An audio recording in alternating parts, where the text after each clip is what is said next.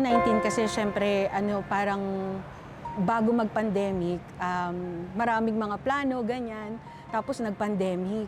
So ngayon na nakita siya ulit, para bang pasasalamat yung pakiramdam na hindi niya pinabayaan yung pamilya namin. Nandito kami ulit sa kanya, nagpapasalamat, ganyan. So iba yung pakiramdam na malapitan siya, para bang yung nanay talaga na lumalapit.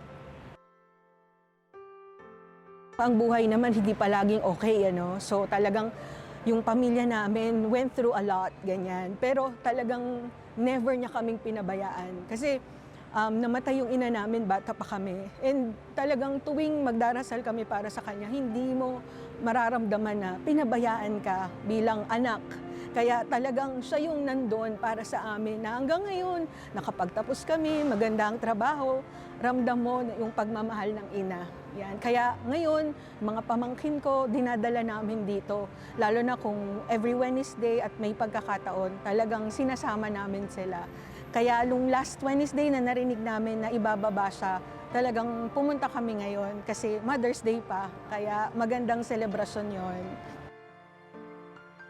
Memorable ngayon kasi Mother's Day, no? So parang yung paglapit talaga sa ina, nandun yung longing, ganyan na yung mahal na ina, never kaming pinabayaan, gano'n, bilang pamilya. Kaya ngayon sa pamangkin, pinapasa namin yung debosyon para kalakihan din nila yung paglapit sa mahal na ina, lalo na kapag maraming problema. Tapos siyempre, ina ng laging saklolo, no? Parang pagka may problema ka, hindi ka niya pwedeng hindi saklolohan.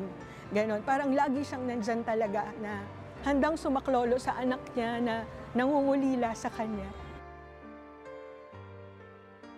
Siguro pasasalamat kasi alam ko kahit wala siya sa amin, ginabayan niya kami. Yung kumbaga palagi naming dasal na sana masaya siya kung ano yung naabot namin ngayon. Pero siyempre yung tatay din namin kasi siya rin talaga yung deboto na nagpakilala sa amin sa mahal na ina.